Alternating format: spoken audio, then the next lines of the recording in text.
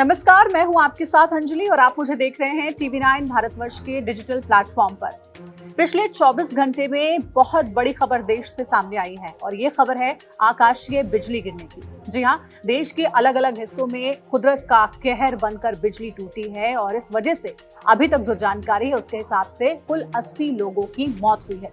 आज के इस वीडियो में हम इसी के बारे में बात करने वाले हैं। सबसे पहले आपको हम ये बताएंगे कि देश के वो कौन-कौन से राज्य हैं जहां पर सबसे ज्यादा नुकसान हुआ है यानी कि बिजली गिरने से लोगों की मौत हुई है, और साथ ही ये भी बताएंगे कि आखिर आकाशीय बिजली कैसे गिरती है, क्यों गिरती है, और सबसे जरूरी बात कि अगर बिजली गिरती है तो उस दौरान आपको क्या बचाव के काम करने चाहिए, किस तरह से आप इससे बच सकते हैं। तो सबसे पहले राजस्थान से खबर सामने आई, जहां आमेर फोर्ट के वॉच टावर पर सेल्फी लेने के लिए लोग मौजूद थे। तकरीबन 11 लोग वहां पर मारे गए हैं, जो जानकारी अभी तक मिली है। वहां बिजली गिरी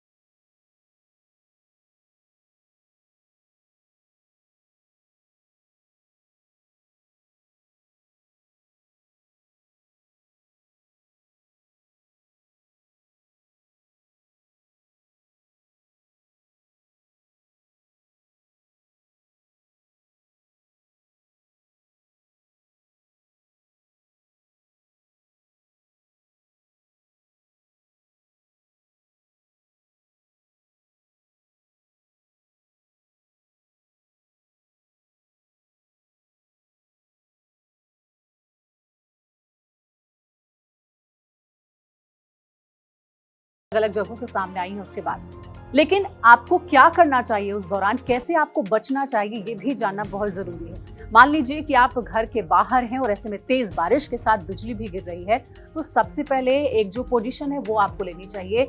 उस पोजीशन के बारे में ऐसा डॉक्टर्स बताते हैं कि आप पहले तो घुटने के बल बैठ जाएं, अपने हाथों को घुटनों से जोड़ लें और अपने सिर को भी घुटनों से जोड़ लें। कहा जाता है कि अगर इस तरीके की पोजीशन में आप बैठते हैं तो आप जमीन के संपर्क में कम से कम आएंगे और ऐसे में आपके ऊपर बिजली गिरने की जो संभावना है वो भी कम हो जाएगी और आपकी जान का नुकसान भी नहीं होगा। अगर किसी के ऊपर बिजली गिरी है तो सबसे पहले आप उसकी नब्ज को जांचिए, वेन देखिए ठीक से चल रही है कि नहीं चल रही है, और अगर आप सक्षम है प्राथमिक उपचार देने में तो वो उपचार उसे दें ताकि उसकी जान को बचाया जा सके। जैसे ही किसी के ऊपर बिजली गिरती है और आप उसकी मदद करना चाहते हैं तो सबसे पहले डॉक्टर की परामर्श लें। डॉक्टर को देखने दें कि उसकी कंडीशन कैसी है, क्या उसकी जान बचाई जा सकती है या नहीं बचाई जा सकती है। ये 3 जो बड़े बचाव के उपाय हैं वो हमने आपको बताएं। और साथ ही लोग कहते हैं कि ऐसी भ्रांति है, ऐसी अफवाह है कि अगर बिजली किसी के ऊपर गिरी है तो उसके संपर्क में नहीं आना चाहिए, उसे छूना नहीं चाहिए। ये दरअसल महज एक अफवाह है। आप उस व्यक्ति की मदद कर सकते हैं और उसे छू भी सकते हैं।